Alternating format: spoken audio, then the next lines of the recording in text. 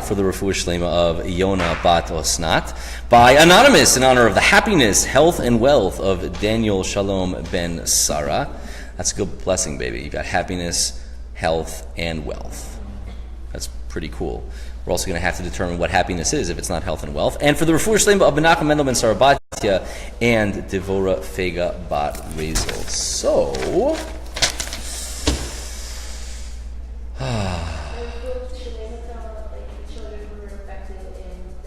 Yeah, we spoke about that in the podcast, but I promised Brian that I wouldn't go there now. So we're going to talk tonight. We're going to talk about Shabbat and why it is so very restrictive and annoying. Frankly, why is Shabbat so restrictive and annoying? That's what we're going to be dealing with today. I'm not saying Shabbat's not a wonderful day. Everybody loves Shabbat. Shabbat's great. Shabbat's great. Food, family, community, spirituality, recharge, recuperate, relax, etc., etc. That's great. I recognize that, and that's cool, and we'll discuss that as well. But that doesn't really answer why it has to be just so damn restrictive all the time. Just by way of introduction, it's important to point out that the Torah does not have one facet for a commandment, okay? So it's not like Shabbat is one thing and only one thing. It doesn't work that way. So just like we have the man of many hats, I am simultaneously, hi, welcome, right? I am simultaneously a father and a son and a brother and an uncle and a nephew and a business partner and a friend and a rabbi-ish and many other things. I'm all of those things, but I'm not any one of those things specifically. So too, when it comes to the Torah and when we're talking about Shabbat, what we're going to be discussing today are some elements of Shabbat, and hopefully one very, very fundamental element of Shabbat. But by no means should you exit in 3 hours and when we finished. Make yourselves comfortable and say to yourselves, "Oh, I know everything there is to know about Shabbos." No, it doesn't work that way at all. We're going to deal with literally one idea. I want to hit one idea, and I want to get that idea well, so at least in a somewhat nuanced way, so we can feel really confident with it, and we can bring it into ourselves and all that jazz. So what's with the restrictions? Now, if you've never thought of this before, that's crazy to me. That's crazy. Because if you keep Shabbat, you've definitely thought about that before. It's not possible for you to not have thought about that before if you do keep Shabbat. And if you don't keep Shabbat, it's why you don't keep Shabbat most of the time, because it's so restrictive, right? That's why people don't do it. Now, if you were to go to any 5th grader, 6th grader, in any yeshiva in the country and ask them to explain, say, hi, I'm not Jewish, I've never met a Jew before, I heard you have this thing called Shabbat, what is it? They will very quickly rattle off a list of things you're not allowed to do on Saturday. Okay? So it literally defines Shabbos. It defines it. They're not going to say, well, it's a really nice time for family. That's true. It's true. But it's not the truth. Understand? It's true, but it's not the truth. Okay. Now, I know what you're going to say, right? The mundanities that you're obligated to avoid on Shabbos, including but not limited to turning on a light, making toast, let alone a barbecue, ripping toilet paper, talking about your business, yes, not doing business deals, talking about your business, driving in a car, turning on your telephone, your Xbox, your television. You feel me, right? I don't need to go on. I can go on forever, like forever, ever. We don't have to. We get the point. We understand it's incredibly restrictive, and we want to know why. And you're going to say, well, because spirituality. Because, we want you to be very, very spiritual on Shabbos, and that's so nice. Here's the thing. I live in Miami, okay? For me, it's much more spiritual to drive to the beach and sit there and paint a beautiful picture of the ocean with a beer in my other hand, and rather than walk to shul in 110-degree heat wearing a suit to hear a sermon from Albus Dumbledore. This is not as spiritual to me as the former. It's just not. It's not. And by the way, I'm not really embarrassed to say it. Perhaps I should be, but I'm not l'chaim. Okay. Now, if you look in the Torah, that's what I want to deal with today. If you look in the Torah, Shabbat comes up many different times in the Torah. And like we said before, because it's a multifaceted commandment. Fine. But it's not even the first time, but the most famous time that Shabbos comes up. It's the most famous time. The first time is all the way in Genesis when God creates Shabbos, but the most famous time is in the Ten Commandments, and it's in the Decalogue. Shabbos is number 4 in the Ten Commandments, which tangentially is why it's so funny when people say, I don't really keep, the Bible, but I keep the Ten Commandments. No, you don't. Liar. It's never has that statement been true. No matter who utters it. I don't keep the Bible, but I keep the Ten Commandments. You don't. It's not true. You don't keep the Ten Commandments. Because number 4 is Shabbos, and no one it's just, you're not going to find the guy who, does Shabbat and doesn't do, kosher. It's just, you're not going to find that guy. Maybe you found him, he exists, and but he doesn't exist. This guy does not exist. So, it says in the Ten Commandments, number 4, that you have to keep Shabbat. Zachor et Yom HaShabbat lekadsho. Remember the day of Shabbat in order to make it holy. For 6 days you will work and you will do all that you need to do, and then the 7th day is Shabbat for Hashem, etc., etc., etc. Why? Well,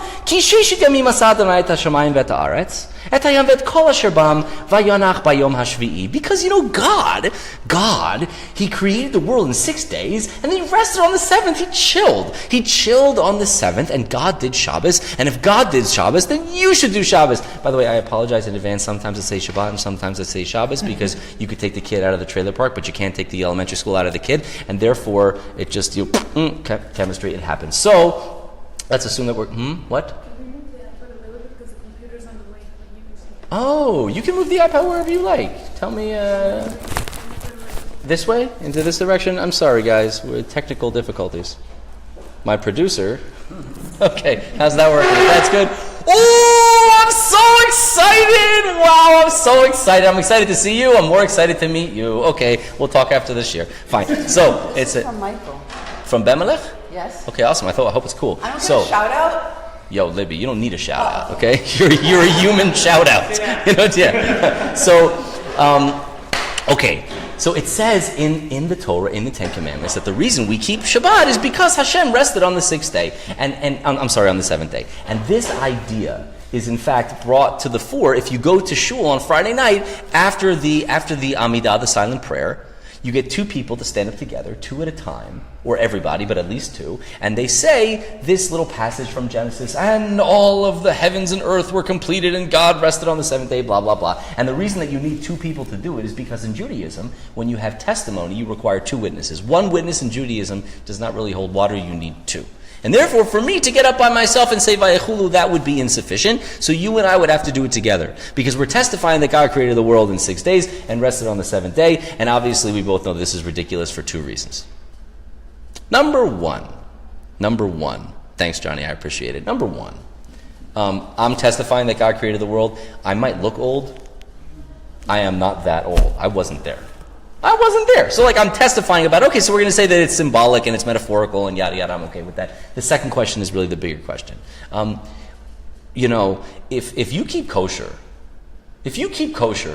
why are you keeping kosher? And spare me the health reasons, okay? Because like we've said many times before, you've never met a skinny rabbi. So you don't keep kosher because it's healthy, and you don't keep kosher because it makes you svelte, and you don't keep kosher for any other reason. You keep kosher because God said so. Right? That's the only reason. It's really the only good reason to keep kosher. Because God said so. So if you believe that God said so, when you trust Him, you can keep kosher. Fine, sababa. Okay. Well, if you trust Him on kosher, then the reason you trust Him on kosher is because you believe that God created the world and gave you the Torah and said to keep kosher. So what's the deal with Shabbos? Why would Shabbos be any different than any other commandment in the Torah? If you're wearing tefillin, it's the same thing. You're wearing tefillin because God who created the world said wear tefillin. And if you stick a mezuzah on your door, you're sticking it on the door because the God who created the world told you to stick a scroll on your door. This is not normative human behavior. Humans don't take scrolls, write stuff on them, roll them up, and stick them on the door. You're doing this because God said to do it. Okay, so He also said rest on the 7th day. Beautiful, sababa. It doesn't really seem to be much more connected to the idea of Shabbos than any other mitzvah. So it's a little weird that all of a sudden we're taking these 2 things together and we're it's strange. Furthermore, God rested on the 7th day, did He? He must have been awfully tired. God, if He's working for 6 days, He needed a break. He rested on the 7th day. It's very strange that God was tired. It's because, God is very strong. He's very strong. He pumps iron. He has tremendous, stamina. God has stamina. Why was he tired? It's weird that God was tired. And if I'm not tired, do I have to rest? What happens if I'm not tired on the seventh day? I'm invigorated. I'm re-energized because of the University of Miami football game. Why do I have to nap? I mean, I'm not tired. The whole rest idea, it seems a little bit convoluted to me. I know what rest is. I know how to rest, right? And not only do I know how to rest, I'm a dad. I'm really good at resting. I'm a really good rester. I don't need you to tell me how to rest. I know intuitively on my own. And it's also possible, I think you'll admit to me, that your concept of rest and my concept of rest might divulge a little bit, right? Why do they have to be the same thing? Why can't you do the things that you enjoy doing and I do the things that I enjoy doing? And tell me, another question. This is such a basic question. Again, I don't think there's a human being on the planet Earth that has heard of Shabbos, felt Shabbos, that hasn't wondered about this question. Are you telling me that it would be less restful to me if I could use a microwave? Really? Less restful? If I could adjust the air conditioner? It would be less restful to me if I could adjust the air conditioner? What planet are you living on? It's less restful to me if I cannot call my parent. Well, maybe, but like, okay, I'm going to hear it from that. Now I'll know if they watched. Now I'm going to know if Mommy and Abba are watching. That's good. But you hear what I'm saying, right? It just doesn't seem to be, I don't get it. Now, we're going to go on a tiny little tangent for 1 second, because I suspect that I know what some of you are thinking. You're going to say, yeah, but Shlomo, the commandment was a very, very long time ago. It was a very long time ago. And the world was different then. The world was different. What did the world look like? Well, first of all, you worked in a field. Right? You didn't work in an office. There was no such thing as an office. You worked in a field. And you had to schlep things, and you had to plant things, and you had to water things, and you had to plow things, and you had to harvest things, and it's very, it's exhausting, all these things. So you have to rest. You have to not do these things on the seventh day. Nowadays, it wasn't written for now, right? It wasn't written for now. When God gave the rule of Shabbat, He meant it for them, not for me. He meant it for 3,000 years ago when people actually needed a nap. He didn't mean it for me. You ever hear that one? Like daylight savings time, which we might be abolishing in the state of Florida. Now, this idea that people have, it helps solve a very big problem in Judaism. A very big problem. Namely, why were my ancestors such idiots? Yeah. Humor me for a moment. Here's the thing. I've never been anything other than Jewish, admittedly. This is kind of like what I know. But I think there's a little bit of a difference. You do find this idea by Jews all the time. We don't think our parents were idiots. We don't think that. We don't think that our ancestors from thousands of years ago were idiots. It would be very convenient if they were. Right? It would be super convenient, because I'd be like, well, obviously my great-great-great-great-great-great-great-great-grandfather accepted this stupid law because he was a moron. But I don't believe he was a moron. I don't think that. And neither do you. Very rare indeed will you have a Jewish guy who thinks that his ancestors were idiots. But you see how it solves all his problems, don't you? Right? Because if you believe that your ancestors were idiots, then I'm not obligated by the things that they accepted because they were fools. They were fools. But if you think that they weren't fools, why were they doing it? Why were they doing it? And you understand that every Jew that you will ever meet on the planet Earth had an ancestor that kept Shabbat. Right? We all did. How do I know? How do I know? Not a trick question. Unfortunately, for better or for worse, this is not a trick question. How do you know when you meet a Jew on the street that his great-great-great-great-grandfather kept Shabbos? Because he's Jewish. That's how you know, right? There was an old Israeli author and playwright who wrote, more than Jews have kept Shabbat, Shabbat has kept the Jews. Right? So if you're Jewish today, you had ancestors that kept Shabbos, I promise you. You do. Yeah. So either you can say that they're fools and they did silly things, or you can say, oh, they're very gullible. Not fools, but gullible because they didn't know science, they didn't have televisions, they didn't have Wikipedia, they didn't have access to iPhones. Or you have another option. You know what you could say? And this is the best option of them all. Society's changed. It made a lot of sense then. It made sense then. Right? Think about all the things you wash away when you say that. It's wonderful. It's wonderful. Do you know why great-grandpa kept kosher? Because all the people who didn't got trichinosis from the pork. And they got salmonella from the clams. And the fact that they didn't go to mikvah made them more susceptible to diseases. And the fact that they didn't have ritual slaughter and shechita, that's why they got plague. You could say that, right? And then, poof, all your problems go away. But see, nowadays, God didn't want me to do these things. God does not want me to keep Shabbat. He only wanted my great-great-great-grandfather who lived in Yehupitzville on a farm. He wanted him to keep Shabbat. He doesn't want me to because he knows that I have a comfortable bed and a hammock and a car and an air conditioning unit and I'm not in the field and it's all good. Right? That is a very excellent tool that Jews can use to eat their cake and have it too. They can say, yes, my ancestors were very wise, and they had beautiful and brilliant reasonings for why they accepted and did the things that I do not feel comfortable accepting and doing. Because if I lived then, I would do it too, and if they lived now, they wouldn't. Great! Right? I mean, it's very convenient. It's very convenient. There's only one problem with it. Only one problem. You know what the problem is? Anybody? No problem? I wrote down the problem in my notes. Oh, yes, there it is. You know what the problem is? It's a fallacy. That's the only problem. False. False. It never made sense. Ever. Never, ever.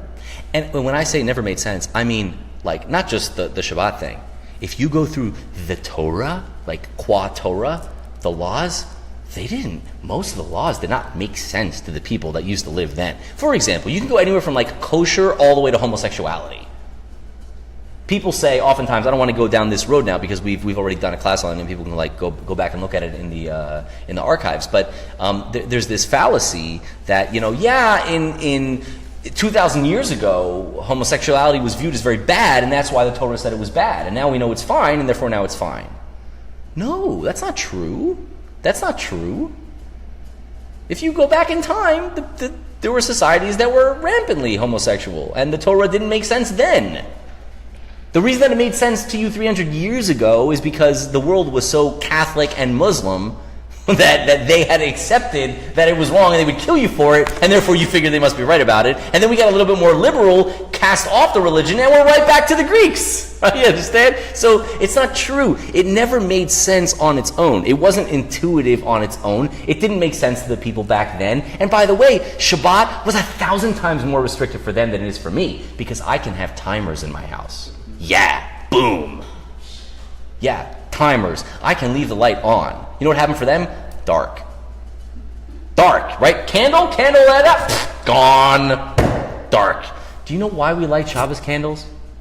Shabbat candles is not in the Torah. Shabbat candles is in the Gemara, it's in the Talmud. You know why the rabbi said light Shabbat candles? Unbelievable. For Shalom Bayit. For Shalom Bayit. There should be beauty and light in the house. Well, why? Because they didn't have light! You can't light it on Shabbos. You can't light it on Shabbos. And if there's no light in the house, you know who's annoyed when there's no light in the house? Everybody. Everybody, because you stub your toe. So what would you do in the old days? You turn on a light. How do you turn on a light? You light a fire. So the rabbis were like, yo, you better light the fire before Shabbos, because otherwise you're going to have major Shalom Bayit problems in the house on Shabbos. That's why you light Shabbos candles. Right? So it was much more annoying for them than it was for us, like exponentially, a factor of 1 billion. So it's not like they understood it and it made perfect sense and, It's definitely much more convenient now. Refrigerators. But if that's why they wait till Yeah.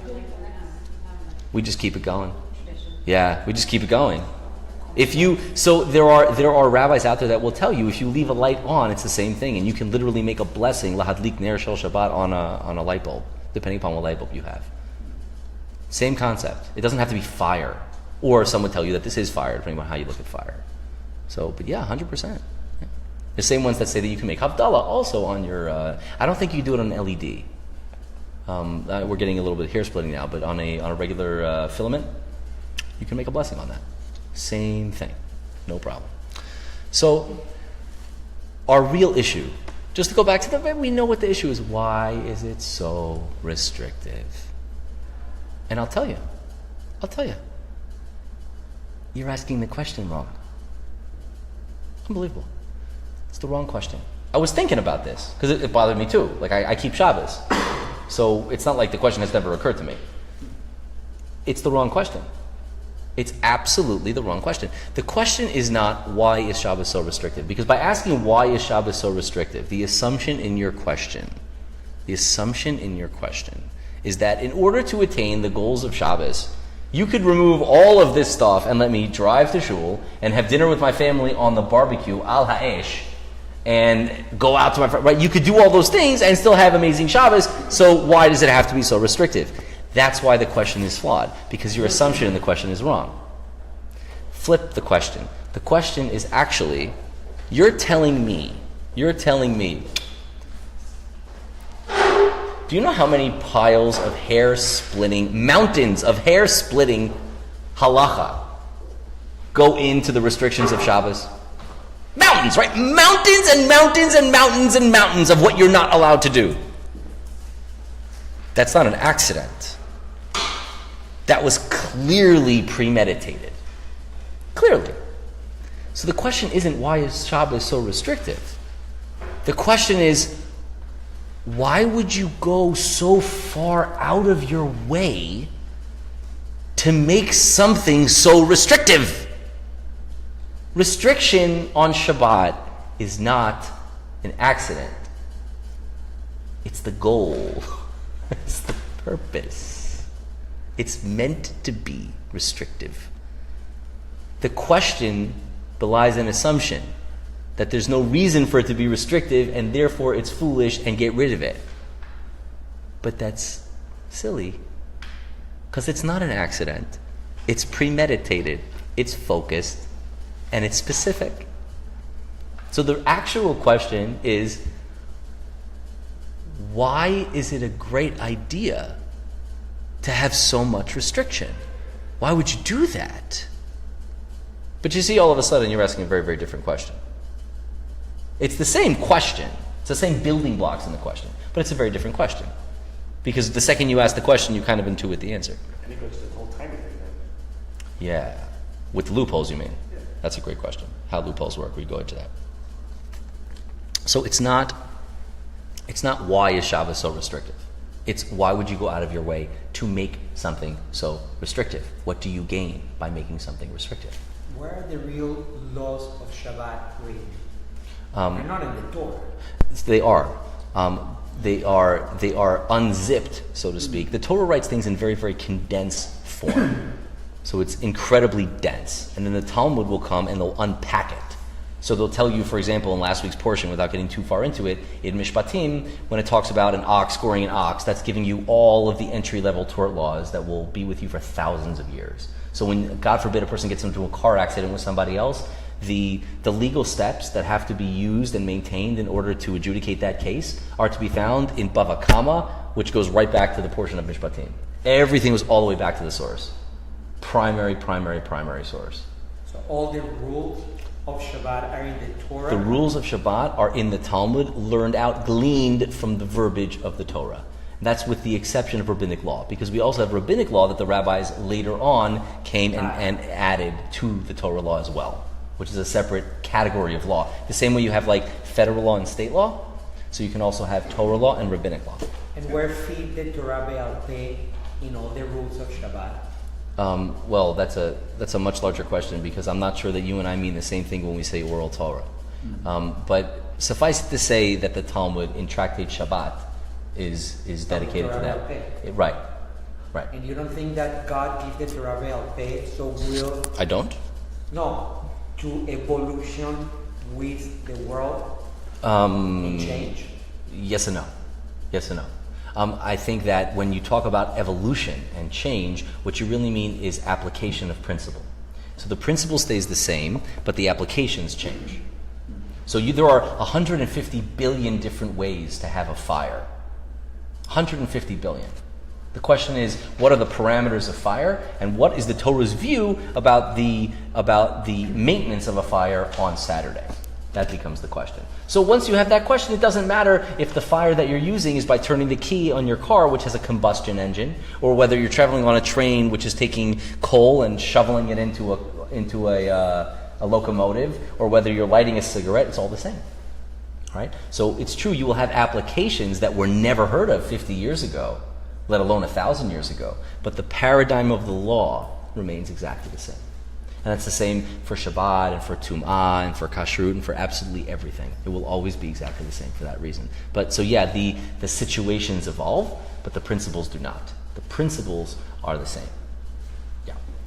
Now, so let's just go back for a minute because I don't want to lose my train of thought. We were saying that it's not why is Shabbat so restrictive, it's why would you go out of your way to specifically make something so restrictive? Why would you do that? Why would you take away what a person does every single day of his life? Take away all their creature comforts, the way that they think, the way that they operate, the way that they speak, the day-to-day actions. Why would you remove that?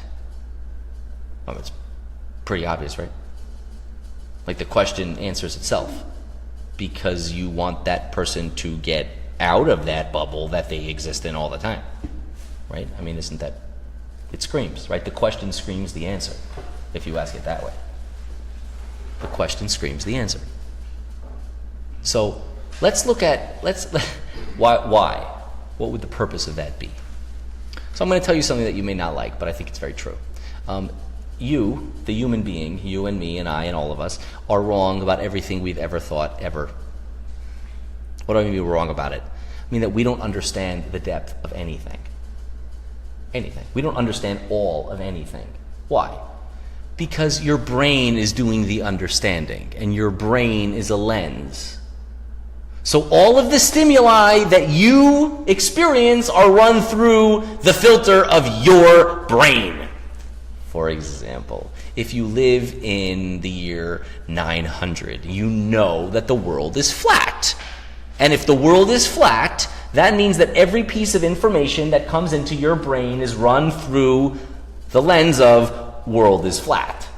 Now that means if you are presented with evidence that would indicate that the world is not flat, that's okay. That won't trouble you because you already know and have established that it is in fact is flat. And therefore you will use all sorts of very, very inventive and brilliant ways to show that the things that you're looking at are not a problem and in no way, shape, or form contradict the fact that the world is flat. And that's what it was. And that's what it still is. So everything that you ever experience has to fit with everything else that you already know. You can't answer something. There's another way of looking at this. You can't answer a question with information you don't have, right? The movie The Gods must be crazy. I didn't see that, but I should. That's the kind of movie that I want to see, right? You can't answer a question with information you don't have. Which means that every answer to any question you've ever thought of was already in your brain before you heard the question. Because you used the information that you already had to answer the question. And every feeling that you have, the way that you process it, is based on the way that you already feel. You're limited. It's not your fault. You're human. You're a meat brain. You're a meat brain. All of us are meat brains. So you're not right, ultimately right, about anything. But that's okay. You don't have to be. You're not expected to be. That's fine. We can all exist in our little, that's cool. Here's where it becomes a problem. Here's where it becomes a problem. You exist on a hamster wheel, literally. You exist on a hamster wheel. You get up in the morning, and you have your routine, and you have your narrative, and you have the character that you play in this movie called your life. And this is what you do. You go to this job, and this is your spouse, and these are your kids, and these are your friends, and this is how you react to these ideas, and this is how you react to those ideas. And these things you love, and these things offend you, and these things, you understand? We do this all the time. This is the world we live in. It's the world we exist in. It's not real. It's not real. None of it's real. None of it's real. We mentioned last week, and this is something that annoys people, so don't do this to your friends, or maybe do it to your friends, I don't know, but it's up to you. I don't have many friends because I do this to my friends. If you ask somebody the very, very simple question, why are we here? Why do we exist? The response to that question, inevitably, 99% of the time, is going to be, What the hell are you talking about? Stop asking stupid questions and go back to your work. Right? Have you ever heard anything crazier than that? Have you ever heard anything crazier than that? And yet this is every single human being you will ever meet in your life. In your life. And I'm not talking about here in America. Go to Antarctica, go to Australia, it doesn't matter. Why? Because everyone lives on the wheel. We don't have time to think about why we're here. We need to move forward. We need to make another dollar, and we need to have another relationship, and we need to make another baby, and we need to read another book, and we need to get another... But why are we here? Shh. Unbelievable. Get off the wheel. Get off the wheel. So God. Yes, Mikey, that could not be more true. God tells you once a week, stop. Reevaluate everything. But you can't reevaluate something from the inside. So if you're reevaluating yourself, your life, your actions, you have to get outside of it. How do you do that? Easy. Stop everything you always do. Everything you do that asserts, because there's a common denominator. There are 39 specific categories of work that you can't do on Shabbat. Right? Everyone else, I don't understand. How come the rabbi's allowed to work on Shabbat? Right? Okay, because it's not really work. Work is a mistranslation. 39 categories of very specific actions. And all of these actions have one thing in common. They were used to create the temple. They are ways that human beings assert control over the world.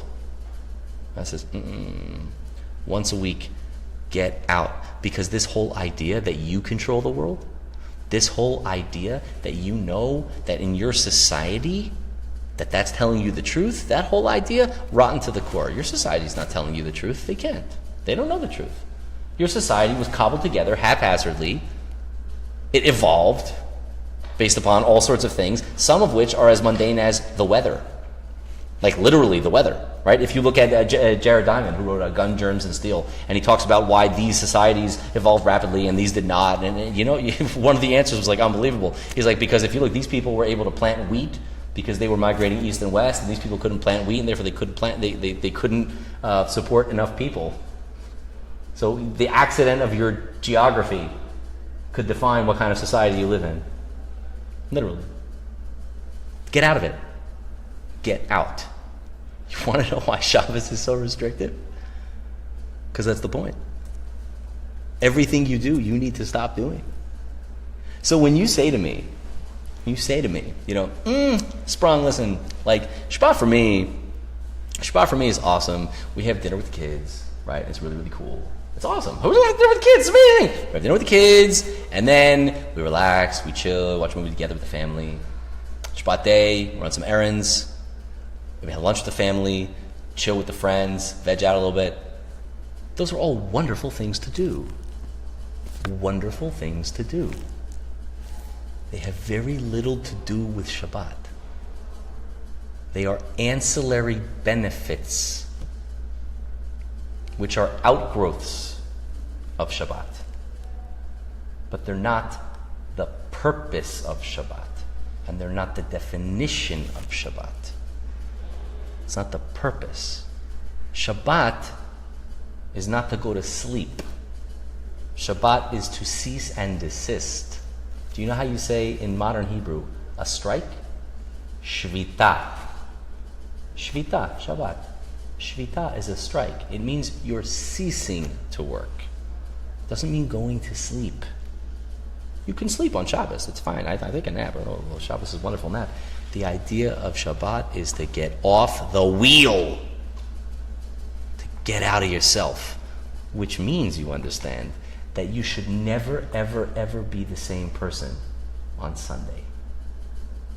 Because if you take one day a week, and that's it, it's a very small thing, it's a very small commitment. If you take one day a week and you use that time to evaluate who you are as a human being and what your place is in the world, if you just stop for 25 hours to think for a second, why am I here? That simple question that you're not allowed to ask anybody. how could you possibly be the same character on Sunday? You won't be. There's no way that you will be. You're going to change every single weekend. You're going to grow every single Shabbos. You'll never be perfect. Ever, ever, ever, ever, ever. But you'll be closer. Every single Shabbos. You'll be closer. Now, I want to talk for a few moments about spirituality.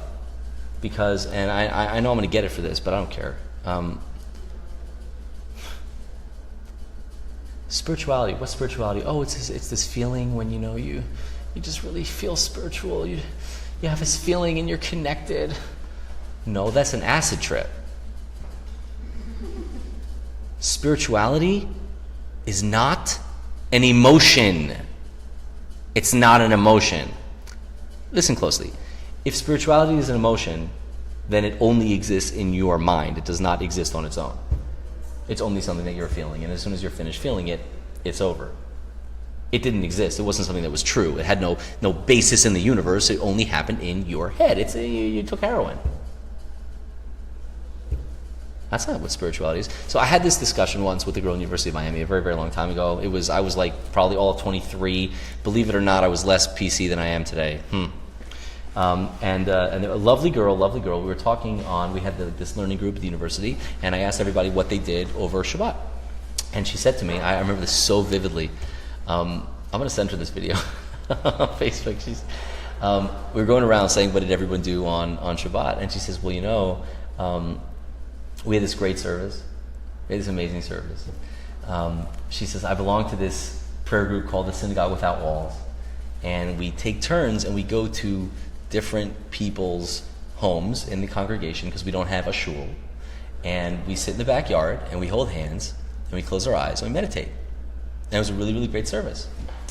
And I said, that sounds amazing. That's awesome. Not a service. And she got a little offended. And by a little, I mean a lot. By offended, I mean nuclear. And she says to me, what are you talking about? It's not a service. That's what we do. Like, who are you to judge my service? And the problem is I wear a yarmulke, so I'm already that guy. You know what I'm saying? I'm that guy. And I said, no, you misunderstand me. I have no problem with anything you did. I'm like, high five on meditation. It's really great. I love meditation. I love the outdoors. I don't love the outdoors, but I understand people that do. I like my hammock on the inside. But let's understand what you mean when you say service for a moment. Okay, so you go to the restaurant. I just gave this example to a friend of mine yesterday. You go to the restaurant, and you say to the waiter, I would like a tuna melt, please. And he says to you, the soup is really good today. And he says, that's wonderful. I would like a tuna melt, please. And he says, you should really try the mozzarella sticks. And you say, dude, I'm sure they're great, but I would like a tuna melt. And he goes, you sure you don't want the Caesar salad? And you say, I would like to see the manager. And the manager comes in and says, what seems to be the problem? And the waiter says, I don't understand what this guy's problem is. I offered him soup, mozzarella sticks, and a Caesar salad. You understand the analogy? Service has nothing to do with how you, the server, feel about the service. Service is by definition to the person receiving the service. What they want, not what you want.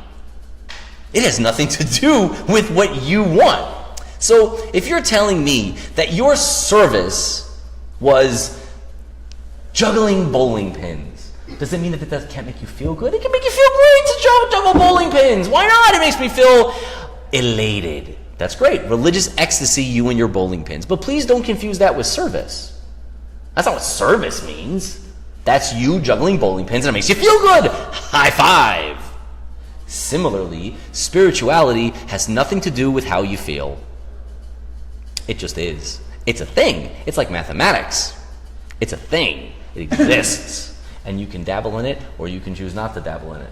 But you can study things that are spiritual and have no particular religious feelings whatsoever. For example, me. I love spiritual things. I really do. I enjoy it a lot.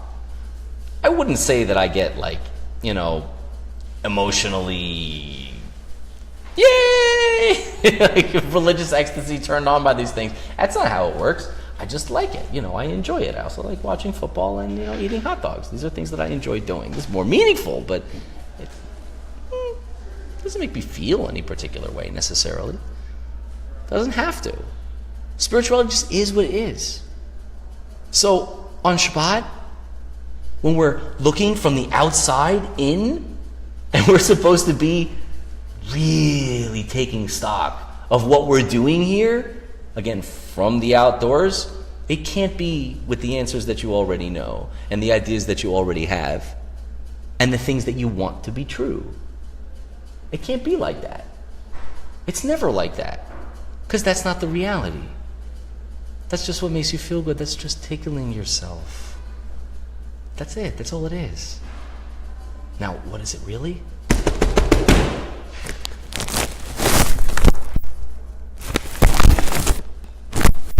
It's the Torah. Study it. By the way, the same way that we don't understand the tree properly because we cannot fathom possibly the depth of the tree, we also will not understand the depth of the Torah properly. That's okay. One step closer, 1 degree. Move the needle. Baby steps. Baby steps. But never be the same person on Sunday. Why would you be the same person on Sunday? Well, I'm the same, but I'm rejuvenated because I played golf yesterday. That's great. Vacations are important. One aspect of Shabbos is, in fact, recharging. Do you know how the Torah puts it, by the way? I think it's unbelievable. It's beautiful. It's tangential, but it's beautiful. One of the places where the Torah talks about Shabbat, it says, Leman yanuach shorcha v'avdecha kamocha, in order that your ox and your servant should rest just like you. You have a day off, they should have a day off. You have a servant, he gets a day off. You have an ox, he gets a day off. There is an element of day off. Of course there is. There's an element of family. There's an element of delicious food. There's an element of all these things. But it's not what it's supposed to be. It's supposed to be fixing a life-altering event. Why? Because God created the world in 6 days. So let's think about that for a moment. You know what the difference is between Shabbat and Tefillin? Very simple. God comes to you, and God says, I want you to take these leather boxes, I want you to put them on your hand and your head and walk around and people will laugh at you. And you say, okay, fine. I get it. You said to do it, I'll do it. Why am I doing it? Because you said to do it, and I think that you're God, so I'll do it. Nasa v'nishma. Okay. Shabbos, the whole idea of Shabbos is the recognition that you don't understand the world. That's the point of Shabbos. The purpose of Shabbos is to recognize that everything that you do is just made up. You live in this society that you guys made up. God made the world. The world that I live in and the world that He made are only the same thing geographically. They're not the same thing mentally. Mentally, I have no idea why clouds exist. I don't know what the meanings of the clouds are. What do I know? What do I know? Shabbos is the 6 days of creation inside out. So yeah, you're testifying that God created the world in 6 days when you keep Shabbos. That's the idea of Shabbos. The idea of Shabbos is that you don't get it. So fix it, move it, improve it, build it. 1 degree at a time. Now, I am totally fine. I like honesty. Big fan of honesty. I'm totally fine with people saying, I don't believe in God. I don't think God said that I should rest on the 7th day. I'm cool with that. I am totally cool with the guy who says, yeah, God said, rest on the 7th day. And guess what? I got a show to catch. And a plane to catch, also 2 catches, and a business deal to do, and a game to attend. I got no problem with that either. That's super honest. I'm good with super honest. I'm good with the guy who says, yeah, God says, keep Shabbos, but guess what? It's inconvenient. It's inconvenient. I live 15 minutes away from the shul, and yo tengo calor. I'm fine with that. What I'm not fine with, again, on a personal level, people do whatever they want. What I'm not fine with is when people say, yes, God commanded the Jews to keep Shabbos, but He meant the Jews that lived 3,000 years ago that worked in the field. He didn't mean me, because I'm in an office and I don't need the rest. If you say that, you're lying to yourself. You're fooling yourself. So take whatever you want from the Shabbos. The more you take, the better it is. Take what you're prepared to take from Shabbos. Everyone in their level, wherever they're at. But recognize the purpose of it, or at least the one fundamental purpose of it, which is to get off of your hamster wheel and understand that everything that you do is a construct that was built by a society and shoved down your throat, and therefore you accept it, and the world is flat. And it's not the reality. Peace and love and good Shabbos. I'd take some questions now if you want for a couple minutes. Questions or comments, yeah. Okay, so last thing was reality is a social construct. The thing we think is reality, yeah. Right. And it sounds like a technique that you are referencing, that on Shabbat, in order to get off the treadmill, that was the metaphor, you practice the technique of disengaging from what you do habitually. Yes. Right? Yes. Okay. So, but you also talk about thinking about questions like fundamental questions, such as what are we here for? Right. Right? Yes. Okay. Which is a reflective activity. Most of the time, right, we go about our lives just moving one foot in front of the other. Right? Yeah. So how do we live our lives more reflectively? Sounds like one of the questions we should be asking on Shabbat. Yeah. Yeah. You mean strategy. Right. You're asking strategy. Great. Okay. So, first of all, there are so many. And it's like, it gives me goosebumps when I think about it. If you look at the rules of Shabbos, not the what not to do, but the what to do, okay? You have to dress like a king. You dress like a king on Shabbos. What if you're not a king? What if you're poor? What if business is terrible? What if life is terrible? You don't feel like a king. Dress like a king on Shabbos. Eat like a king on Shabbos. Take all those ideas and focus them and use them and harness them. Elevate your physicality on Shabbos. Make the physicality so nice and delicious that you don't have to focus on it. Use it to focus on your spirituality. I'm a king.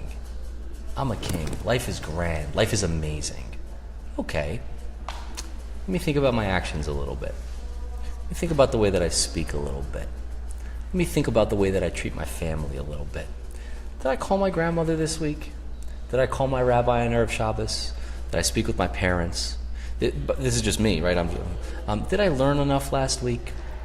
Maybe I had a learning group and I realized, it was an hour learning group and we schmoozed for 20 minutes. Maybe I treated that person a little bit badly. Right? These are all just tiny little things that we can only think about on Shabbos. You know why I can't think of it on Wednesday? Because I'm busy, right? Because I got a job. And when I come home from my job, I have another job. Because I'm a father and a husband and a person. Where am I in all this? Where's me? Where's the individual? I'm on Shabbos.